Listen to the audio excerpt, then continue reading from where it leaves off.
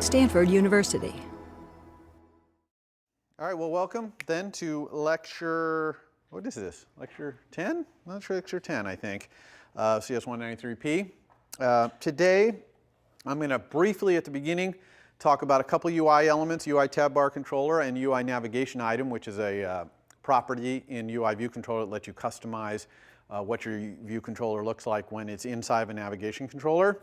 And then we're going to get the meat of today, which is blocks. Okay, so blocks is a language feature. It has a little bit kind of funky syntax, takes some getting used to. That's why I don't really teach it back at the beginning when I'm teaching Objective-C syntax in general. So, you know, it might take some time to sink in and absorb how we do it, but in the demo I'm going to show using it, and over time you'll start to understand, oh, I see how these blocks work. Okay, but they're really important because we do all our multi-threaded stuff in iOS using blocks. So this is a syntax you are going to eventually have to master, because you can't really build a sophisticated program in iOS without multiple threads. Okay, because you want the main thread, the UI thread, to be constantly responding to the user. You never want it blocked.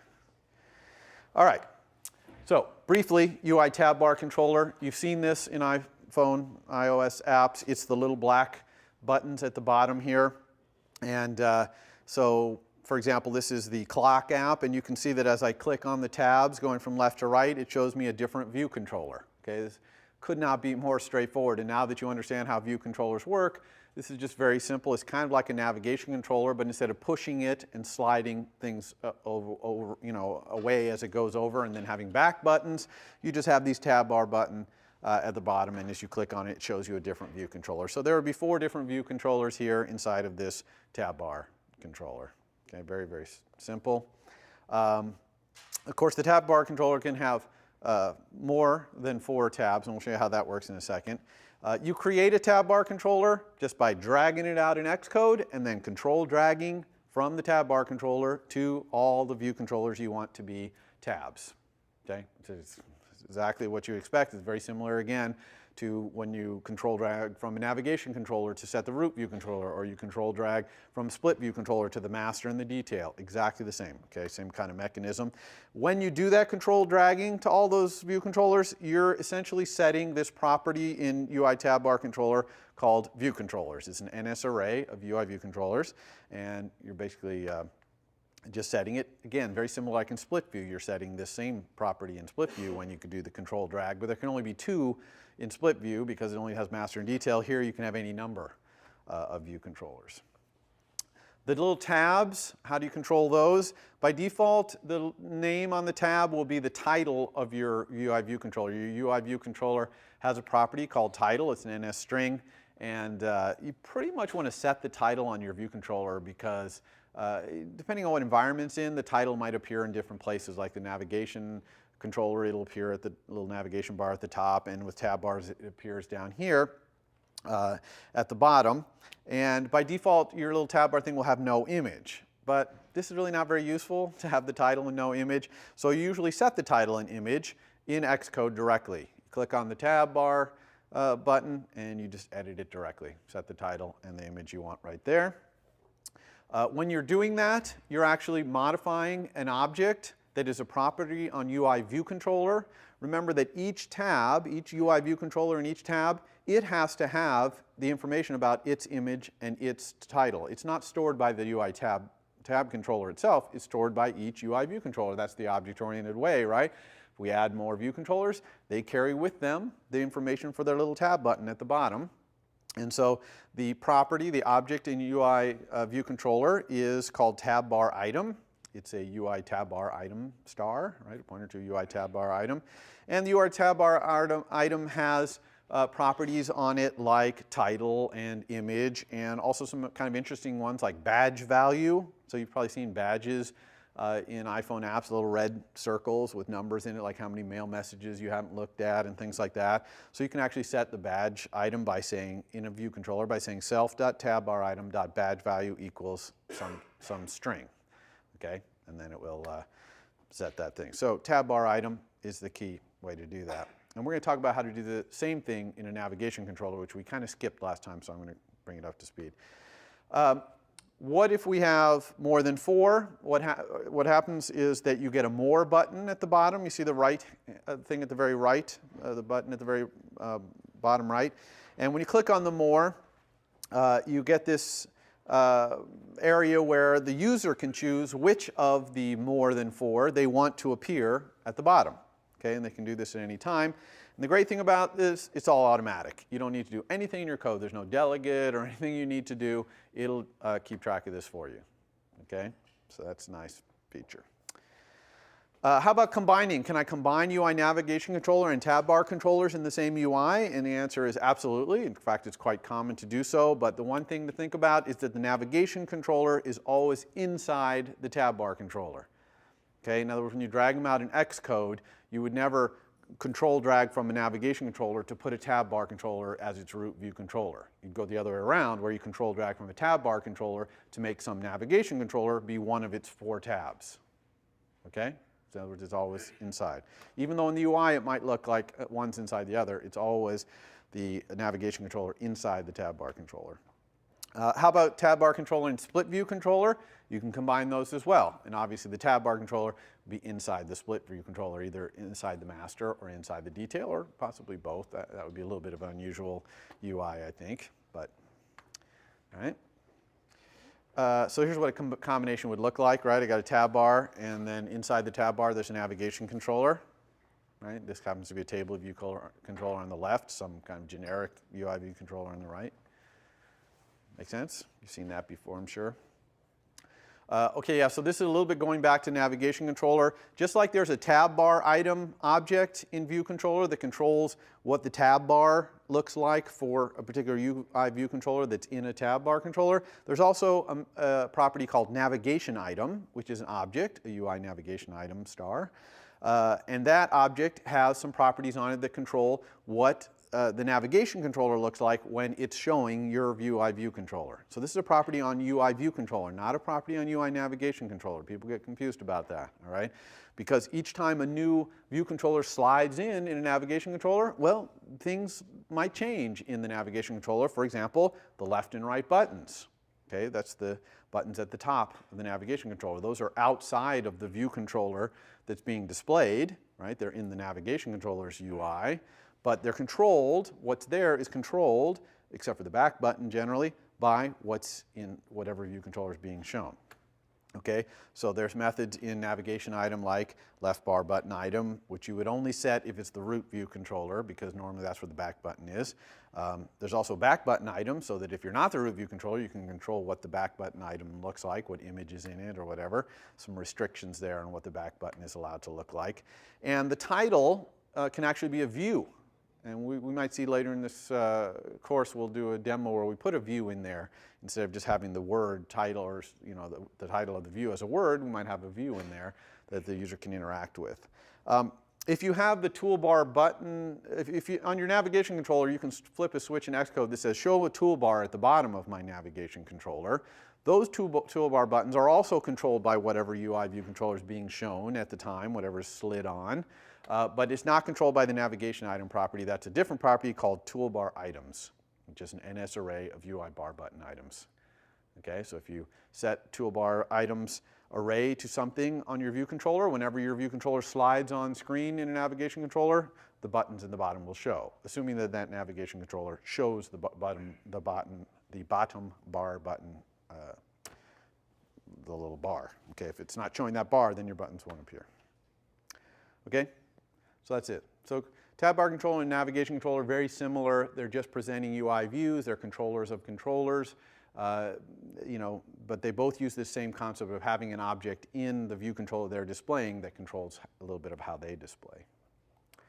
Okay, that's it for tab bar controller. I'm probably not going to get in the demo today to showing you how to hook up a tab bar controller. You are required to do that for your homework, so you're going to have to figure that one out on your own, but it's control drag. You'll figure it out. All right, blocks. So what is a block? And every time I refer to a block in the slides, I'm going to put it in this kind of green color so that we know we're talking about blocks, the thing that we're talking about, blocks, okay? As opposed to the word block meaning like blocking a thread, stopping it from running. That's a different block. So what is a block? A block is a block of code.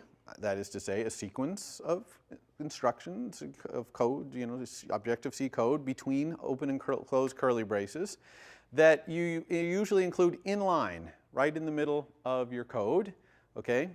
But it can be passed around and assigned in local variables and passed as an argument. So you can basically be passing this curly braced thing around to methods. Storing it in data structures like NS dictionaries and stuff like that is pretty flexible and remarkable. And we're going to see why we would want to do this. And also we're going to see the syntax for declaring and defining all this stuff in the next few slides. All right, so what does it look like? What does this syntax look like? Well, let's start with the syntax of what if I had a method that I wanted to pass a block to? What would that look like? So here's a method that actually exists. It's an NS dictionary. It's called enumerate keys and objects using blocks, block, okay? And it takes only one argument, which is a block, okay? This block, the block takes 3 arguments. All right, so the method enumerating keys and using objects using block takes 1 argument, which is a block, but that block takes 3 arguments. The 3 arguments of that block are the key and the value, and a Boolean, that's actually a bool star, because it's kind of an outgoing argument, that is going to pass you all the keys and values in this dictionary one at a time to this block. So that's what enumerate keys and objects using block does. It basically enumerates, shows you all the keys and values in this dictionary, and for each one, it's going to execute this block, the stuff between the curly braces. Everyone with me so far? Any question about this? Really important to understand this very first thing we're talking about here. This is about passing a block, a sequence of Objective-C, a little piece of Objective-C code to another method, and it's going to call it repeatedly in this case. With certain arguments. So, for example, the code above would go through and log using NSLog. You see that's the first line of code inside the block. And it's just going to log every key and value inside this dictionary until it finds a key enough, all caps, then it will stop. And it'll stop by dereferencing that bool star. Hopefully you all know C enough to know what's going on there. Star stop equals yes is going to set the bool that bool star points to tell it to stop. Okay, and then it'll stop enumerating, stop calling this block with all the keys and values. Okay, questions about that? All right, so this is a classic case of where we would use blocks. Now, blocks, the syntax, we're going to start talking about the syntax, and it's somewhat convoluted. Okay, it's pretty simple here to start, but it gets a little more complicated. But the most important thing about blocks is this magic character, the caret. Do you see how there's a caret right at the beginning of enumerate keys and object using blocks, colon? The very first thing there's a caret. That means this is a block. Okay, we always have a caret. If you see a caret, it means there's a block involved. Okay, so caret is the first magic.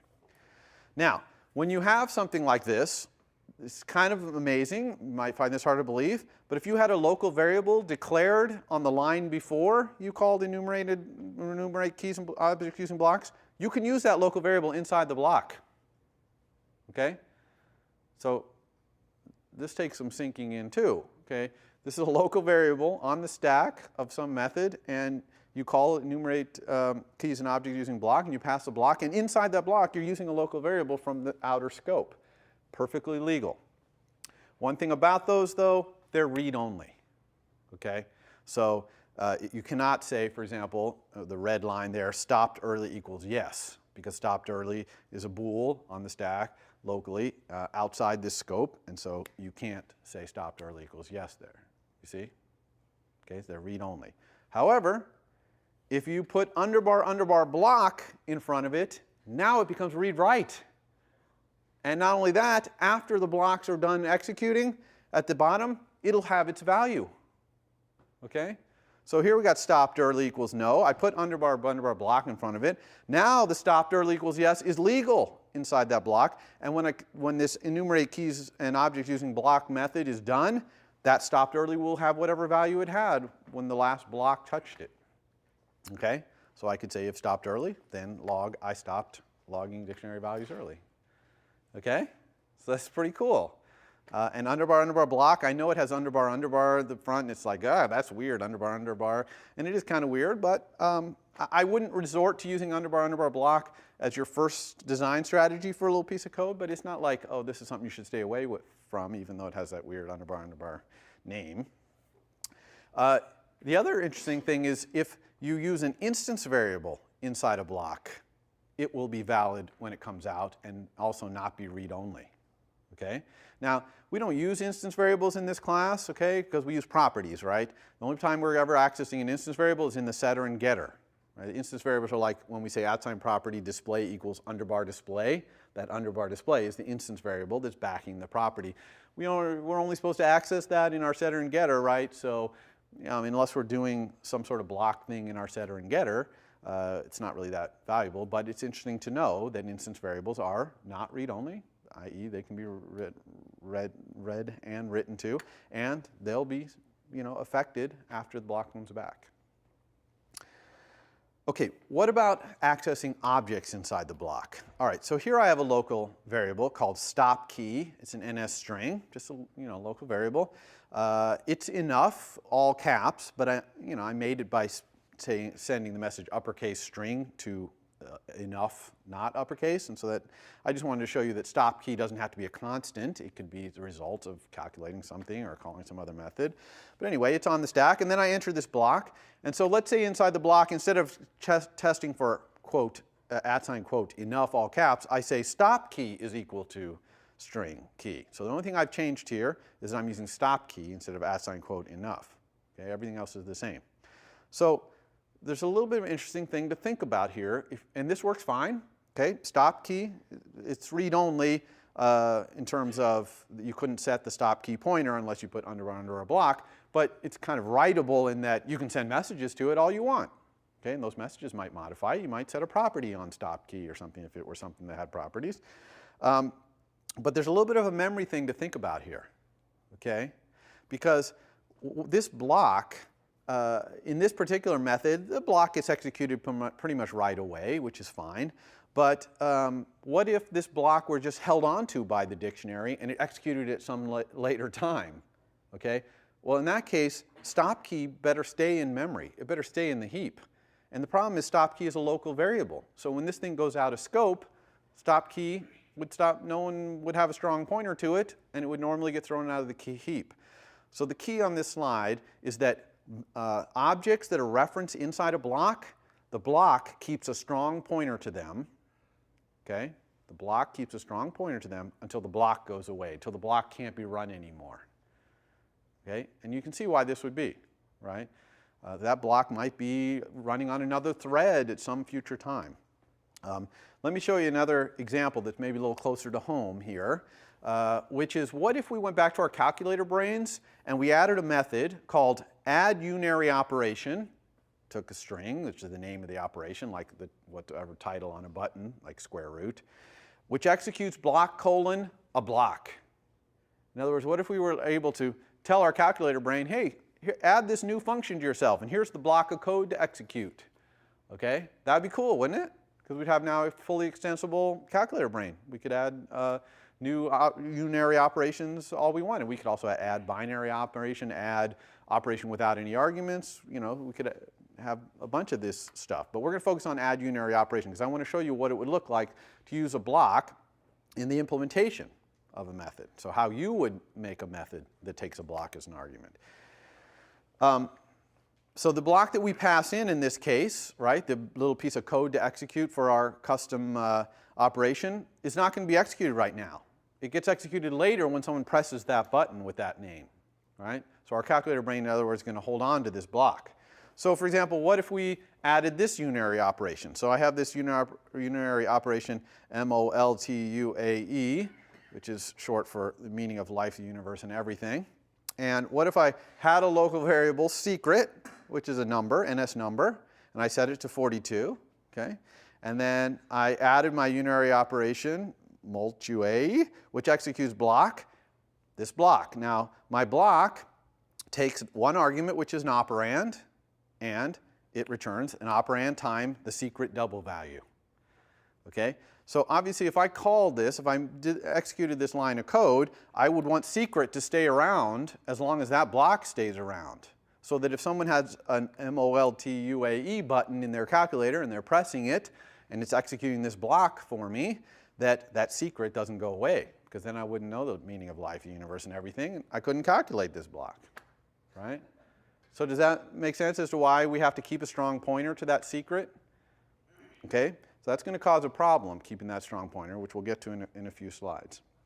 But before we get to that, let's talk about how the syntax for declaring all this stuff. And usually, to make life simpler on ourselves, so that it's a little easier to understand this with this caret and all these parentheses and curly braces all over the place, we usually create a type. We do type def. Everyone know what a type def is in C? That's where you can kind of define your own type. Okay, like you could type def something to be a double, like CG float, right? The CG float in core graphics, somewhere in the header files, that's type defed to be either a float or a double or whatever we want on that platform. Okay, so we're going to type def a type, a new type, for a variable whose value is a block. Okay? And so what would that look like? And it's kind of tortuous. It has its roots a little bit in C function pointers. Okay? It's a little bit like that. But you just basically got to take my word for it and look at it and use the piece, find out where the pieces go. But here I'm type defing a block, in this case, which takes a double as an argument. That's the double op on the right. And it returns a double. That's the double right after the word type def. Okay? And then I'm doing parentheses caret and then the name of the type. It's like CG float is the name of a type. Here, the name of this type is unary underbar operation underbar T. A lot of times when we define a type, we put that underbar T at the end just to make sure we realize, oh yeah, this symbol is a type we've defined. Okay, so that line of code, type def double, unary operation T double op, defines a new type, which is a block that takes a double and returns a double. And the name of the type is unary underbar operation underbar T. Now that we have this type, we can declare a variable of that type called square. See, I say unary underbar operation underbar T square. That's just like saying CG float F or something like that. And then I can assign that square a value by saying square equals caret, double operand, curly brace, return, whatever. Okay? So I'm assigning a value to square. It's getting a value. The value is a block of code. So now that I have this variable square, which is of type unary operation T, I can use it. How do I use it? I use it very much like a C function looks. I could declare a double called square of 5 and say it equals square of 5.0. I'm passing 5.0 into that block. 5.0 is the operand argument in the block. It does operand times operand, that's 25. Square of 5 would get the value of 25. Okay? I know this is unusual syntax. You're probably, unless you're really into C function pointers, you're probably a little bit like, okay, I'll take your word for it. But it'll sink in over time. You don't have to do the type def. For example, here's how you would just declare square directly without the type def. You'd say double caret square. That square is now the variable value, not the name of the type. Double op equals caret, double op, curly brace, return op times op. Okay, so you can see a lot of curly braces and parentheses. So you can see why we do the type def. It makes it a little clearer what's going on. Okay, but once we had a unary operation T, this type that points to a block like that, we can use it to declare functions and arguments to functions that take arguments to function. Okay, methods that take arguments of that type as arguments. For example, add unary operation which executes block. Okay, its second argument is a block that takes a double and returns a double. So we could use unary operation T to declare that method. So here's what it would look like. So let's example first, we're going to add a property to our calculator brain, which is an NS mutable dictionary called unary operations. So it's just a dictionary that's going to hold all of our unary operations. A dictionary, remember, key value. And then we would implement add unary operation which executes block like this. Add unary operation string op, so that's like the MOLTUAE whatever, which executes block colon the type unary operation T op block. Right? So we're saying that the second argument to this method is a block. And unary operation T describes what kind of block. Then the implementation is a one-liner. We just add to our dictionary that block for the given key.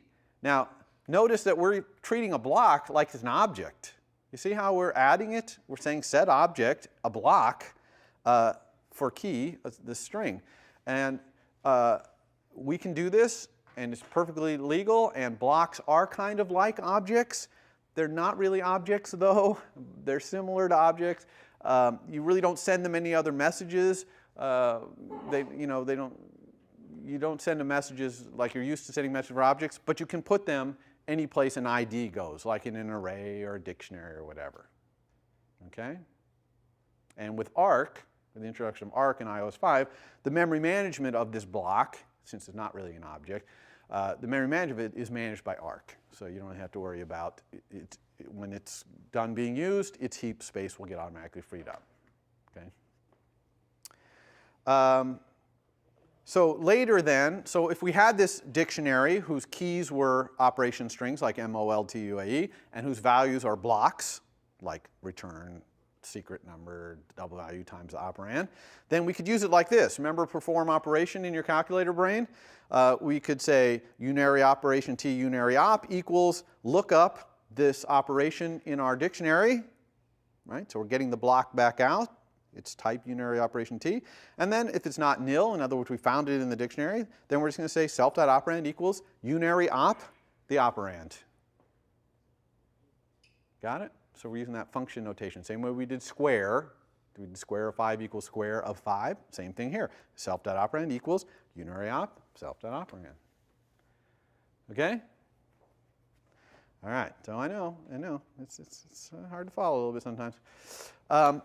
Now, we don't always type def. Okay? A lot of times we will not use a type def to declare a method. For example, here's the declaration of enumerate keys and objects using block. It just directly says that it is a block. It has no return value. That's why the little void is there. Notice the parentheses, caret, parentheses. There's nothing inside the parentheses with the caret because we're not defining a type and we're not defining a variable here. We're just defining what the type of the variable op block, or block, I guess is called there, is. So we don't need to have anything in there with the caret. And then any arguments that this block needs to take, and then block. Now block, that keyword is like the local variable inside the implementation of enumerate keys and objects using block. Okay, you got to look at everything between the colon and the start of the word block. That's the type of block. All right? So if we type defed it, it would look almost the same except for we'd have a word like enumerating block or something like that, or enumerating block under bar T or something would be our type name, the underlying part. So that's just taken out because we're not going to do that. Okay, so blocks are so common, and this stuff is so convoluted, that actually we often have a shorthand when using blocks. And there's two things in the shorthand that we do. One is you do not have to declare the return type of a block if it can be inferred from what's inside the block. So for example, when we add unary operation T, I don't have to actually say that it returns a bool because look inside, return operand star times secret double value, that returns a double, because if I look inside and see operand times secret double value, that obviously returns a double, and so the system will say, okay, I understand this block returns a double, you don't have to tell me it does. The other thing, if there are no arguments to a block, then you don't need the parentheses. You don't have to have open parentheses, close parentheses. For example, here's a UI view class method called animate with duration, and its second argument is a block of animations to do, and you can see it just says caret curly brace. It takes no arguments, returns nothing, so it's just caret curly brace. And we're going to see when we do the multi-threading that the blocks that we put on the queue to run in other threads, they also take no arguments and return nothing. So we just say caret curly brace and start putting the code we want to run in the other thread. Okay, so that's a little shorthand there. All right, so the memory cycles, this is a bad thing. And I'm going to show you how you solve this, and it's a little odd. If you don't really get what I'm saying here, you can go stare at these slides later. Your homework will not be required to do anything like this, so you don't have to worry about this. But if I taught you blocks without talking about this problem, I would not be doing you a service. So you got to know that this problem exists, okay? And this problem is memory cycles. So what if I had a class that had a property, an NS array of blocks, okay? And then what if I tried to add somewhere inside the implementation of that class an object which took a block whose implementation referred to self? Okay?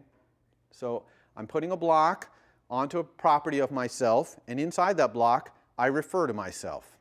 Okay? This is going to create a memory cycle. And that's because the block has to have a strong pointer to self. Okay? Remember I said any object inside the block needs a strong pointer. And at the same time, we have a strong pointer to the block because we have a pointer to this array, and the array has a strong pointer to the block. So now both of us have strong pointers to each other. Neither of us can ever escape the heap. Okay? Because never is it going to be a situation where one of us has no strong pointers left to the other. Okay? So that's bad. That's a memory cycle. That's going to leak memory. It's going to keep these two objects in memory forever. So how do we get out of this? There's a magic underbar, just like the underbar block. There's another magic one called underbar weak. And what underbar weak says is this local variable, remember that local variables are strong by default. Underbar weak says this local variable is weak. Okay? This is a special kind of local variable. It's weak. And we just say underbar weak. My class star weak self equals self. So we're having a weak pointer that points to the same place in the heap as self, but it's a weak pointer to that place in memory. And then we use the weak self inside the block. Now the block does not have a strong pointer, okay, to self. It has this weak pointer. Make sense? And so now we're fine, because once we go away out of the heap, the block can go away too, because we're going to be allowed to go away because the block's not pointing to us strongly. So once everyone else who's pointing to us strongly goes away, then our block can go away too. All right? Question? Why doesn't it automatically do that? The question is, why doesn't it automatically do that? The answer is there's no deterministic way to know when you don't want the pointer inside to be held strongly. It might be that you want self to strongly be held there. Okay, because you might be passing this block to someone else, and then you're releasing your strong pointer to self, and you do want self to stay around until that block is done being used, you see? So it's only in this kind of case where there's no way for the compiler to know that you have a strong pointer to the block at the same time the block has a strong pointer to you. It's kind of non-deterministic to find that out. So anyway, so you got to know about this thing. Not for homework in this class, though. You're never going to have to do underbar weak in this class. Okay. So when do we use blocks in iOS? We use it for enumeration. I showed you that example. For view animations, I actually showed you a brief example of that. For sorting, where we say to an array, sort and decide what the order of things is by executing this block on the things inside the array or whatever. We use it for notification, which is execute this block when something happens. We use it for error handlers. If an error happens, please execute this block. For completion handlers too. Go off and animate this thing, and when you're all done animating it, call this completion handler so I can set some state. Okay? But the number one place that we use blocks is for multithreading. Okay? And we do that with this C API, not an object-oriented API, C API called Grand Central Dispatch. Okay? And this is what Grand Central Dispatch looks like. The idea in Grand Central Dispatch is that you have queues of operations. Everyone know what a queue is, right? A queue is a thing like you go to the bank and you get in the queue, okay? You come in on the end of the queue and there's people in front of you and the teller helps them and they go off the queue and the queue just goes on. Same thing here. We're going to put a queue of blocks, okay? And these blocks are going to be pulled off the queue and run in some other thread. Okay? Question? When you say it's C API, does that mean it can be called outside of Objective-C, which is part of the standard C libraries? Yeah, so the question is, when I say C API, that means, can I call this outside of Objective-C?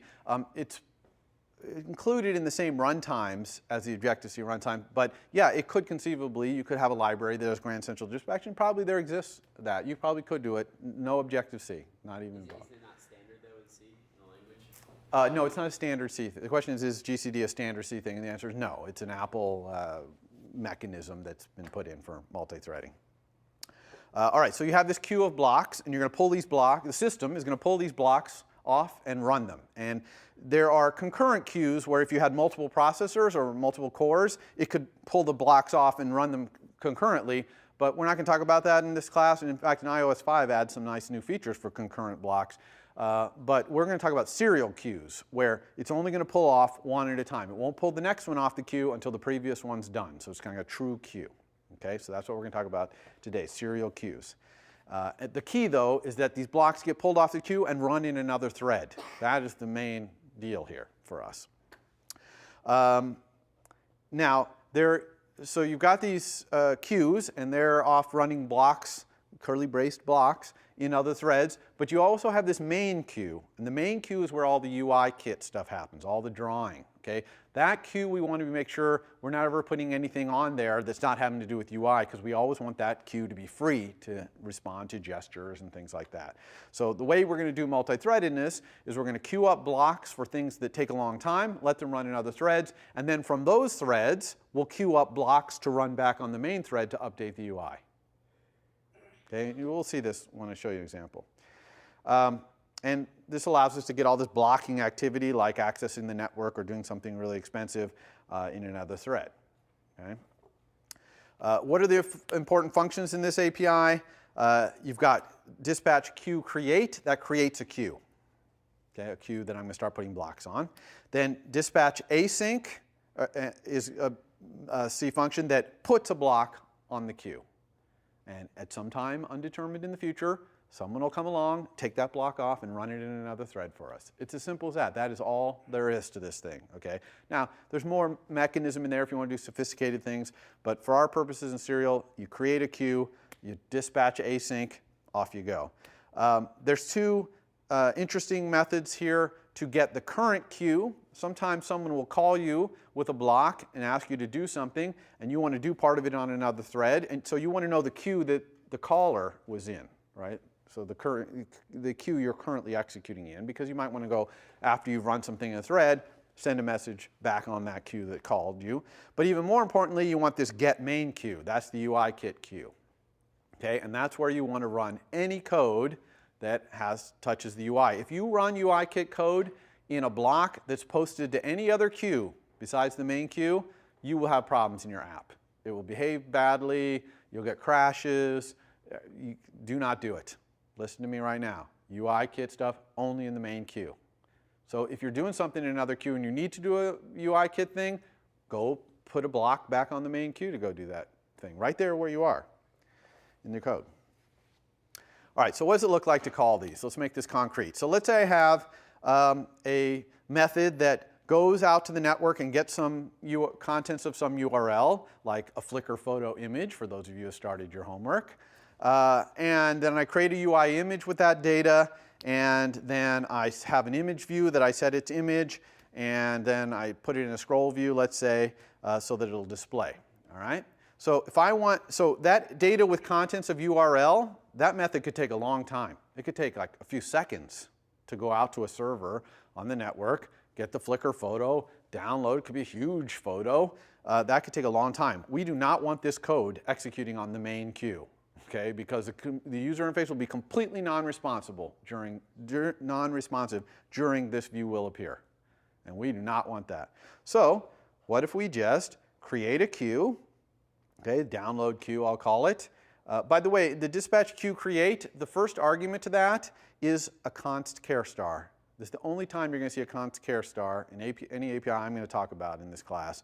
And that's, again, because this is a purely C API. This is not an object-oriented API, so it can't be an NS string. And that string, by the way, is just like in the debugger, you would see that thread, and that would just give it a name. That's really all it's used for. The null is just specifying whether this is a serial queue or a concurrent queue, and we're only doing serial queues, and null means serial queues. So I create this queue, then I just say dispatch async, and put this code that I want to run in another thread in a block. It's really that simple, except for a couple of things. One, UI kit calls can only happen in the main thread. So this is bad, because look at that self.imageview.image equals, self.imageview.frame equals, scrollview.content size equals. Those are all UI kit calls. Those can't be done in this other thread. So how do we fix that? We simply move that code, the UI kit code, back onto the main queue. Okay? This is the power of GCD, is that as a programmer, you can think linearly through time, right in line. Okay? If things need to go back to another queue, just post them on the other queue. You don't have to be trying to get your head around when is this going to run, blah, blah. It runs time linear here. Okay? Things are passing off from queue to queue. And we just got to make sure that we put things on the right queue. And the right queue is just UI stuff has to happen on the main queue. Everything else can happen on other queues.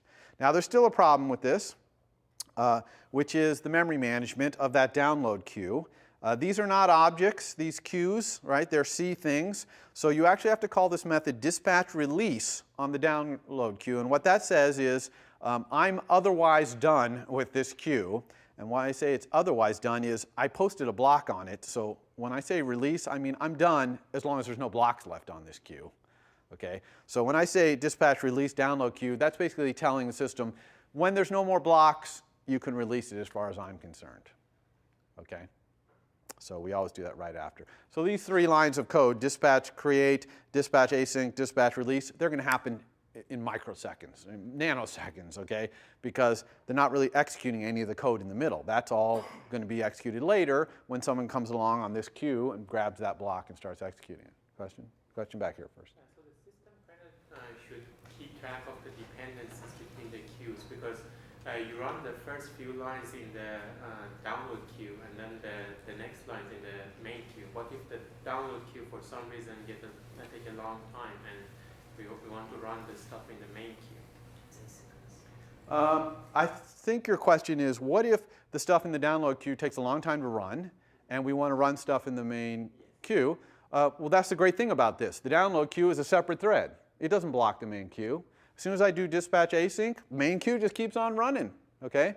Until I go and post this thing, and even that doesn't block the main queue. When I post the little image view setting thing, that just puts that block on the main queue to run, and if the main queue is in the middle of handling a gesture, then when the gesture's done, it'll say, oh, now do I have any blocks to run? Oh, yeah, look, here's some image view thing, and boom, now it'll display the image, okay? So that's kind of the great design of this system. Things just get posted on the queues, and they get pulled off as the queue is ready to run. Question? If you wanted to download multiple images, would you make your dispatch queue property?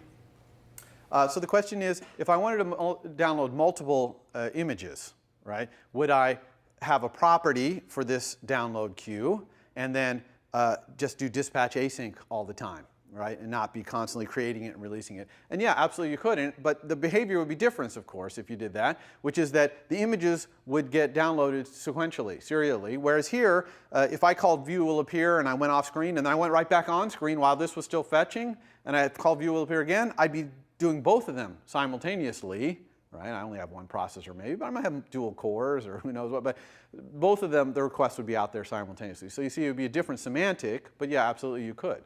You just would want to make sure that you released the queue later at some point. Any other questions? Yeah. Is there a way to say if a job gets too big, then put it on a separate queue? So the question is there a way to say if this job gets too big, put it on a separate queue? And there's a mechanism called target queues, which you can specify the priorities that queues run, and you can basically jump the queue. One thing to think about here, though, is once something is put on a queue, you can't take it off. And also, once something starts running on a queue, you can't interrupt it. The block of code might realize, oh, I'm not relevant anymore, and exit. But you can't kill it, you can't stop it, whatever. So if you start something that's big and taking a long time, nothing else on that queue is going to run until that thing exits. So, but you might set some global state or some state for that queue and say, oh, if you start taking a long time, just give up, and then I'll repost you somewhere else or something. So we're not going to talk about target queues and priorities and all that stuff this class. Yeah? Does it cost any resources to just have the download queue running in the background but not actually be processing anything? So the question, does it cost any resource to have the download queue running in the background? If the download queue exists and there's no blocks in the queue, it costs no resources. And in fact, in general, the resource overhead for these queues is absolute minimal. It is almost free to use. There really is no overhead. The amount of storage and processor power is next to nil. Okay, so these things are really, really cheap. All right, so it's demo time. So it took me a little longer to get through that. I have a 45-minute demo. We only have 30 minutes, so I'll get as far as I can, and what I don't get to, I'll post in 2 posts like I've been doing. But what am I going to do today? I decided to work table views again into this demo just to let you see table views again twice. And what this demo is going to do is I'm going to download some stuff from Flickr, a bunch of photos, and I'm just going to show a list of those photos, and we're going to then use GCD to make that downloading happen in another thread so that our user interface is never blocked. Okay? So that's what we're going to do. So we'll get a little bit of table view and we'll get a little bit of GCD at the same time. All right, so let's go to our friendly Xcode. All right, so I'm going to create a new project here. I'll show you a couple of things why we're at this. I'll try to work this kind of little things in as we go along. But notice there's these other templates here, and like in this assignment you might be tempted to use this tabbed application template because you need to do a tab bar.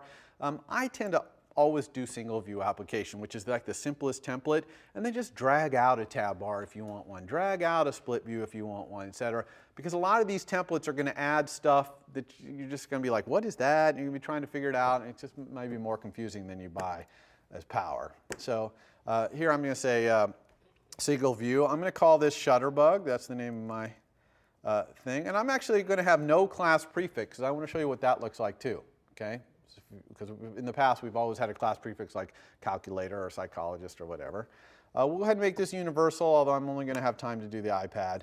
And of course we want storyboards and reference counting. And we'll put this in developer where we always put stuff. All right, so here we go. So look over on the left here. You see app delegate and view controller. These are the two things that would have that class prefix, like calculator, view controller, or whatever. And you know, of course, if we go and look in our storyboard, they have made something here which is a view controller that is of this class, generic view controller. But I would never really want that. So it's perfectly fine, actually, to take this view controller stuff and just delete it, which is what I'm going to do. Just get rid of it. And in fact, I can not only delete the source code, I would probably want to go back to my storyboards, both my storyboards, and delete the thing here too. So that my storyboards are completely blank. So this is a way to start with like a completely blank app. The other thing is this appdelegate.mnh. We haven't really talked about that yet, and we will in this class towards the end because there are some notifications that are interesting in there. But in iOS 5 with storyboards, you really almost never need to touch your app delegate. In fact, I usually drag them down into supporting files, okay, these files down here that we don't really have to look at. So this is kind of like a blank app right here, right? Okay, so this is a good blank starting point. So this app that I'm going to build is a table view of Flickr photos. So I'm going to start by dragging out a table view. Right, here's a table view. And remember that when I put a table view into my app, this table view controller that has a table view and table view cell prototype in it, I usually almost always, if not always, want to create a subclass to make this customized. So I go here to UI view controller. This is the same thing I did before. We're going to call this one Flickr Photo Table View Controller, okay, because that's what it does, holds table view of Flickr photos, and we're going to make sure our superclass is right. You don't want this zib thing, so you want that off, and it doesn't seem to matter what you do with this if you don't do that, so I don't think that matters. All right, so make sure we put it in the right place. That's fine. Here it is. So here's our Flickr Photo Table View Controller. Again, for the purpose of this demo, I'm going to remove a lot of this view lifecycle stuff. If you want to leave that in so that you remember what they're all called and all that, totally fine. I just clear it out so that it's easier to see what I'm typing. And I'm going to leave the orientation stuff in, okay, because I definitely want to be able to rotate, and we'll rotate all the time. And then here's my table view data source stuff, right? Sections, rows, the cell at each thing. This is for more advanced table view stuff like deleting rows and stuff like that. We'll get this out of here. This is the delegate down here where we have the did select row. I'm not actually going to use this today. I'm going to, just for fun, segue from the row in the table. Now, what is the model for this MVC going to look like? Right? I got this table view controller. It's the controller. What's the model look like? Well, I'm going to have this be very simple. It's going to be a property, which is non-atomic, strong. It's just going to be an array of Flickr photos. I'm going to, since it's public API here, I'm going to type this in. Now I say of Flickr photo dictionaries. When you query Flickr, you get a whole bunch of stuff back, and I give you this code, this Flickr vector code for your homework, and what it gives you back is an NS array of NS dictionaries. And inside the NS dictionaries is information about a photo, right? And we're going to have to look in there and see, what photo stuff's in it. We're going to do that in a second, so we'll postpone that. But let's finish with our model. We obviously need a synthesize here. Photos equals underbar photos. And one other thing I'm going to do, which I didn't do last time and I kind of regret, is whenever someone sets my model, I allow my model to be set publicly here. So if anyone changes my model for any reason, then I'm going to set it, but I'm also going to reload my table view. Okay? And that's something you should generally be in the habit of doing. If you have a table view and you allow its model to be set publicly, well, if someone sets it, you should just reload the data for obvious reasons, right? All right, so we have this photos. Now, how are we going to do the Flickr thing? So right now, it's just a generic thing. There's nothing, no Flickr data is coming down. So how are we going to load this Flickr information? And I'm going to do that with a button. Okay, so I'm going to, here's my table view, and I want to put a button at the top which is refresh or load from Flickr or something like that. How am I going to put a button at the top though? Yeah, I could go over here and drag out a toolbar and put it up like we did in the previous one, but there's a real simple way to put buttons at the top of a view, which is to pick a view controller and embed it in a navigation controller. Even if you're not going to do any pushing, it's a simple way to get a nice title bar, right, a toolbar at the top of your view. And you can set the title. We could call this photos or something like that.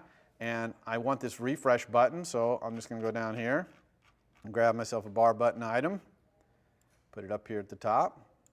Okay, maybe call it refresh. And that was all easy to do embedded in a UI navigation controller. Right? So that might seem like it's cheating a little bit, but it's not really. It's perfectly fine. So let's go ahead and get our space here. Let's wire this refresh button up. So I am going to make this refresh button. We'll have it send a private message. Okay, what's going on here? Let me see what's going on. Oh, sorry. One very important thing we forgot to do is this photo thing here is still a generic UI table view, so we need to inspect it and set its class to be our Flickr photo table view. So here, I forgot to do that. You'll forget to do that at least once. You'll start to notice it when you want to start making outlets, and it's like, what the? So that's exactly what happened here. So now that this is a Flickr photo table view, now when I go to create an outlet, you can see that it's showing me the Flickr photo table over here instead. So I'm just going to control drag to create an action. You all surely know how to do target action by now. And I'm going to call this refresh. Okay, this is going to refresh the Flickr photo. So the question is, how am I going to implement this refresh thing? Because what I want to do in here is self.photos equals something. Right? I want to set my model by querying Flickr somehow. All right, so I'm going to do that. To do that, we're going to drag in this code, this Flickr fetcher code that I give you. So here, let's just drag it in so we can take a look at it. All right, put this down in here. And it's asking me, do I want to copy the files in, which I'm going to. All right, so here's my Flickr fetcher. Here's the public API of the Flickr fetcher right over here. These methods right here are ones that are in the code that I gave you for your homework. I added this method right here just for this demo because I didn't want you to be confused and think that you have to use this for your homework. You don't. You will use this one for your homework. We're going to use this for both if we have time today. I don't know if we're going to have the time, but in what I post you will. But this little recent georeference photos here in Flickr Fetcher, it just queries Flickr and gets a list of recent photos that somebody's taken that are georeferenced, that have latitude and longitude. That's all it does, okay? An array of dictionaries. The dictionaries that come back have these keys in them, right? So it's got the title of the photo, it's got a unique ID, it's got the owner, right? The Flickr account owner who took the photo. So we're just going to build a table view that shows some of this information. All right, so when we go back here to self.photos, let's just do this in a separate line actually. I'm going to say array, NS array with the capital A, photos equals Flickr fetcher. Got to go import here. Flickr fetcher. By the way, that API key, see this API key file right here? You're going to need to go get your own API key and put it in there. Okay, and there's a link in the homework that tells you how to go to Flickr and get your own API key. It's free, but you'll have to do that. So here's Flickr fetcher and then recent georeference photos. Oop, that's not good. Not sure what happened there. Well, let's start again. All right.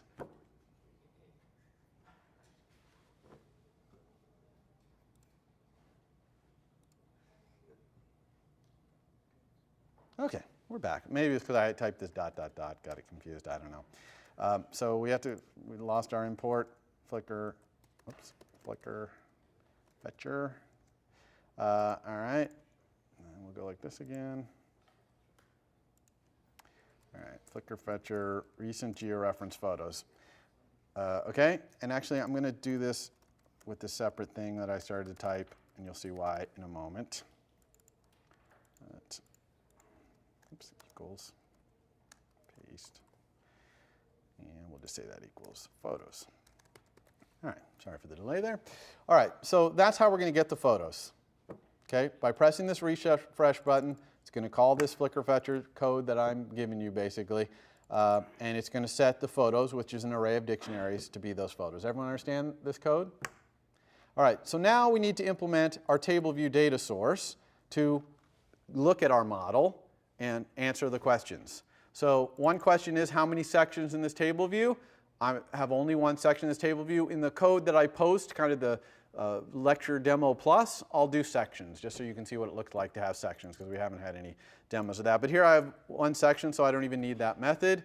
This is number of rows in section. This is just how many photos we have, right?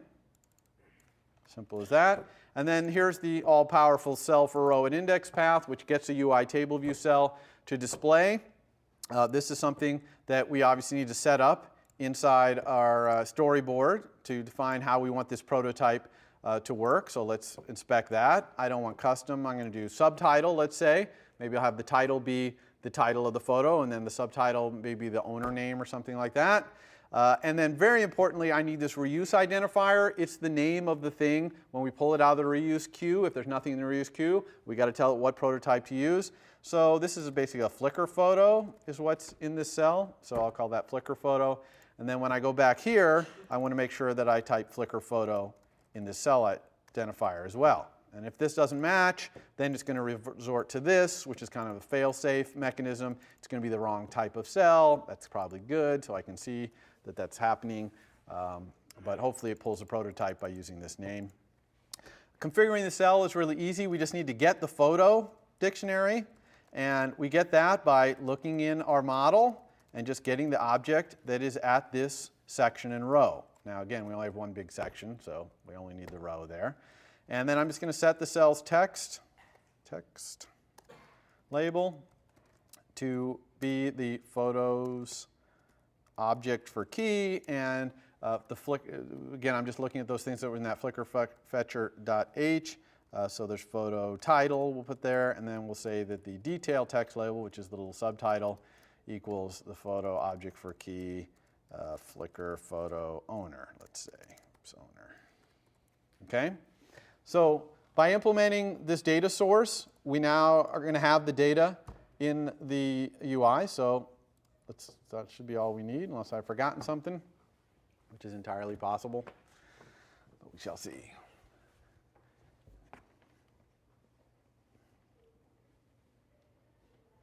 All right, so here's my table. I don't know if can you see? Yeah, you can see that. See the lines as I flick? They're kind of scrolling around, but there's no data in my table. But if I hit refresh, now, oops, refresh not working there. Okay, why is that? All right, let's see. Oh, no, that's not it. iPad, refresh. Hooked up to our table view controller. Okay. Did you set your API key correctly? Yeah. Sorry, what was the other question? I set the API key. That's not it. the reload data, we have that. Yeah. No, we set the photos here, so really it's not even doing this because if we did this, then our API, our UI would block, obviously. So let's go ahead and, let's go do some on-the-fly debugging here. Let's go ahead and do this and see what's going on here. Let's press refresh. Okay, so it is blocking here. Let's try and step in here. Okay, there's our thing, there's our request. You know, one thing we can do, let's make a little, on these logs will log what we're sending to Flickr. It might be that we're having a network issue or something, so let's go ahead and try that. That's not good in live demos, but what can you do?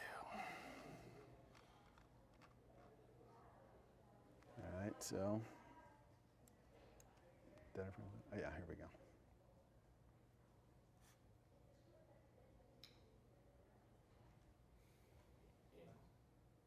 Do we run? Hello? Stop it and run it. Yeah, let's stop and run it again here.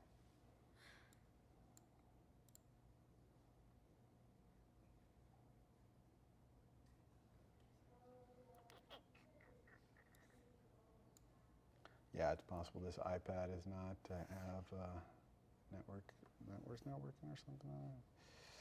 Okay, well, we might have to postpone this to next week. Yeah, let's try that. Let's try running on the simulator. That's a really good idea. Let's try that. iPad simulator. It's going to be kind of small, maybe hard to see, but.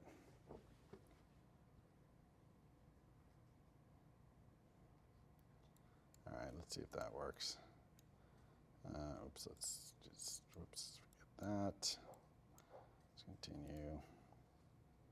Okay, so this is working. All right, so something about this iPad.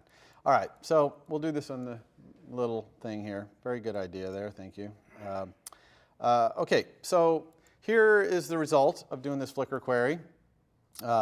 And one thing you can see, watch, I'll select a line here, which doesn't do anything because we haven't wired it up to anything. But when I hit refresh again, look, I'm trying to scroll, I can't do anything. My whole UI is frozen. Okay, so that is bad. That's very bad. You never want to write an app where your app freezes for any amount of time. Okay, users get completely confused by that. They're trying to figure out how to kill your app, and you get bad reports on your, App Store thing. So we definitely want to fix that. Okay, so that's what we're going to fix with GCD. So let's do that. That's a really good question, and I was going to show how we could filter out the ones without titles. The question is, why do some of the rows not have titles? Okay, some of the rows in there didn't have titles, and the answer is the Flickr photo has no title. And that looks ugly, and I'm like, I don't want that. So I was going to go and show you that by showing you how to use a block API to do that. It would have been great, except for now we don't have time. So I'm going to show you the GCD thing because that's way, way more important. I'll post that as part of the enhanced version. All right, so what's the problem? The problem is that this thing blocks, okay? And so we need to put this thing inside of a block that's going to run on another thread, okay? So let's do that. And it's really straightforward, actually, to do. We're just going to say dispatch QT, which is the type of a dispatch queue. We'll call this download queue. Equals, and we're going to create one. Make some more room here. So I'm going to create one, which is dispatch create. So here's dispatch queue create. We'll call this Flickr downloader and null because it's going to be a serial queue. We are always going to pass null in this class. And then I just need to say dispatch async onto this queue, right? So dispatch async takes two arguments: the queue I want to put it on, so the download queue, and the block I want to run. So I'm just going to say this block. So I'm going there, and I'm just going to put this stuff inside. Okay, and then I'm going to be very careful to make sure I do release of the download queue so I don't leak. All right. Now, this is great. This would do it on a queue, on another thread. We do this fetch on another thread. However, this is not so great because calling self equals photo is going to come down here and call this, which is going to call this. That's UI kit. Okay, we're updating the table view here. That's bad. So we can't do that. So this is where we do the nested calls, just like this. We're just going to say dispatch async. And this time we're going to say dispatch get the main queue. Okay, simple as that. And now this is the same, this is dispatch async again, so we just specify the block. And then we're just going to like this. Let's go ahead and put our semicolon there. Put this inside here. And that's all we need. Question? How do you warn like other people in your public API that self.photos needs to be called in the main queue? Because if you're just setting the model, then it's not immediately. Yeah, so that's a very good question. So the question is, how do you tell people in your API, your public API or whatever, that calling set photos, setting the model, is going to affect the UI, and thus you can't call set photos on anything but the main queue? And the answer to that is that this is a UI table view controller. Okay? Anything inside a UI table view controller, any public API has to be assumed to be modifying the table. Okay? So it's the other way around. If you had some public API that didn't require being run in the main queue, you could comment it and say, it's okay to call this. Otherwise, you got to assume all API that's in any subclass of a UI kit thing, like a table view controller, all of it, you have to assume has to be done in the main thread. Why don't, like when we do set photos, we say self.tableview reload data, but in that, put that in the main queue. So self. Yeah. So the question is, why don't I say dispatch underbar, async, dispatch queue create, get main queue, all that right here, right? Is that your question? Yeah. And put that inside the block. And the answer is our code would be ridiculously complicated if we had to do that. We'd be having these dispatches all over the place every time we ever touch the UI. So we would never do that. It's easier to push the complexity back a level and say, don't call anything that has anything to do with the UI outside the main thread. So anyway, I believe that's all we have to do here. So let's go ahead and run this in our simulator. Yeah. Can you force a warning if it's not in the main queue? So the question is, can you force a warning if it's not in the main queue? And the answer is, it is possible to find out what queue something is dispatched in. You generally, you wouldn't warn the user, because the user doesn't know about threads. So I would say forcing a warning when something's not running in the main queue, I wouldn't do. Okay, that's up to you as programmers to not design things to do that. Don't involve the end user in your threading decisions. Okay. All right, so here I have this, and you can see that, hopefully you can see, it might be very hard to see in this small thing, that I'm flicking and it's working, and I press refresh and it's still working. Okay, I'm flicking, it's still working. It's off fetching though, okay? And you'll see it really clearly here. Watch, refresh, I'm moving, it's working fine. When it reloads, I lost my selection, of course, because it reloaded all my data, right? Refresh, okay? Working fine, see? Okay, so my UI never paused, and yet I went out to Flickr and fetched all new data. Question, Mike? Sorry? Or what would happen if you didn't put it back in the main queue, the update, if you just Yeah, so the question is, I think you're asking, can you show us what would happen if you didn't put back in the main queue? And the answer is, I can't really show you because it's non-deterministic. You just, if something's running in another thread and it's not thread safe, you just don't know what data structures you might be stomping on. It might work fine, okay, but it might totally get everything messed up. Question? What happens if you call reload data, so it's going in the background, it's going to download some stuff before it goes back to the main queue, but then while it's loading, you tap on one of those cells and segue to another view controller? Okay, that's an awesome question. So the question is, what if I hit refresh, I hit refresh, and then I click on something, and something happens that we segue away, this just goes away. Really, you probably want to put something here in set photos, like if self.tableview.window, then reload the data. In other words, if this table view is on screen, reload the data. Otherwise, forget it. And UI table view controller always reloads the data when it first appears. When view will appear, table view will reload the data for you, obviously. So you could make some optimizations here if you thought this was going to happen, that people clicked away. And again, if I got all the way through this demo, and I'm contemplating whether I'll just do this on Tuesday, I might. You would see that, in fact, we do have that situation, because when I click to show a photo, it's offloading in another thread, and I could click and show a different photo, and then that other photo would show, and the results of the other one is just basically lost or wasted. So we would have that situation in that case. Did you ever have a situation though where you put something else on a separate queue that would refer back to the main queue. That if you would segue away, it would segue back or like change your UI. Yeah. So the question is, would you ever have a situation where you put a block of code on another thread's queue and it posts something back to the main queue that would segue it back on screen if it was off screen? And I would say that would be very disruptive to the end user. It's possible that that might be good UI. Unlikely. I'm saying, like, is that something to watch out for? Yes, that is. The question is that something to watch out for? Yeah, I'd watch out for that. You know, you would find that in user testing pretty quick, but yeah, you don't want to be jerking the user around with UI changes that are happening at random times based on when threads run, okay? Because threads run non-deterministic time. So I have 4 minutes left, so I'll show you something interesting here, which is we don't give any feedback to the user when this refresh is happening. So I'm refreshing my UI. Ooh, it looks great. It's worked fine. And it's off fetching, and the user doesn't even realize it's fetching until the new data comes in and they lose their selection or whatever. What would be a nice way to give some feedback? So here's one way is you see this refresh button. If I've already pressed refresh, then pressing it again is a waste of time. I'm already in the process of getting it. So what if I replace this refresh button with a little spinning wheel? You know, a little spinning wheel, it's like I'm doing something, okay? That would be a double winner. One, it would show that something's happening, and two, it would get rid of that refresh button while a refresh is in process. So how do we do such a thing? Okay, we can do this all right here in refresh. Okay, there is a class in iOS called UI Activity Indicator View. Okay, it's just a UI view, and it has the little spinning wheel. Okay, I'm going to call it spinner. I'm going to make one here. Alec init. Its designated initializer is the style. I'm going to get the default style, which is style gray, but there's a couple others, white and white large. You can actually even set the colors of these things, but it's kind of some default styles. So I got my spinner. I'm going to start my spinner animating. Okay, there's a method in UI Activity Indicator View called start animating. So that's going to start it spinning.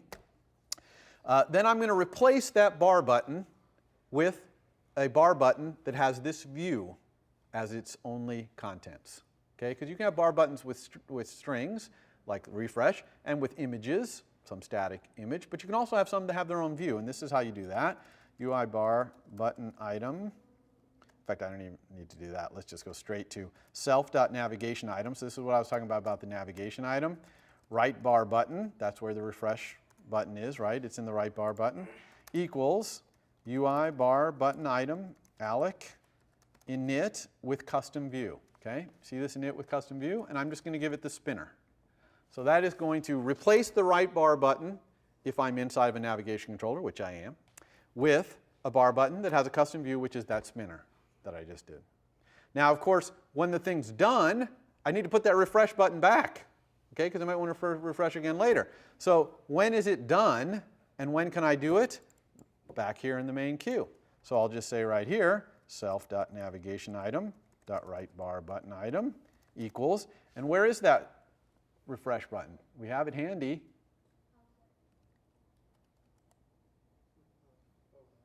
Okay, because that's the thing that sent us this message, okay? So that's a little tricky. All right, so let's see if that works.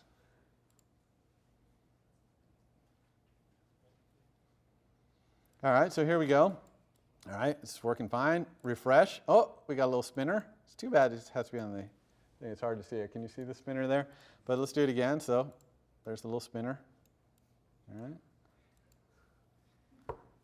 Okay, so that spinner, you can obviously create it in code like this. We haven't created a lot of views in code, but here's one. You can also create that spinner by just dragging it out in Xcode and putting it in your view. The key thing is the started animating. If you're keeping the spinner around, when you send it stop animating to make it stop spinning, there's also a switch in Xcode that you can set. It says hide when stopped animating, and you're probably going to want that. So you can drag out the spinner, probably have an outlet to it. You'll say spinner start animating, it'll appear and start animating. Then when you say stop animating, it'll automatically disappear, it'll be hidden. Okay, it'll still be there, but it'll be hidden. And then when you start it again, it'll come back, okay, if you want to start it again. All right, so that's just a little thing for your homework that you might need. All right, so that's it. Unfortunately, we had technical problems here with the network on this thing. But here's what I'm going to put into the thing that I'll post this code as is, because it's kind of interesting just as it is.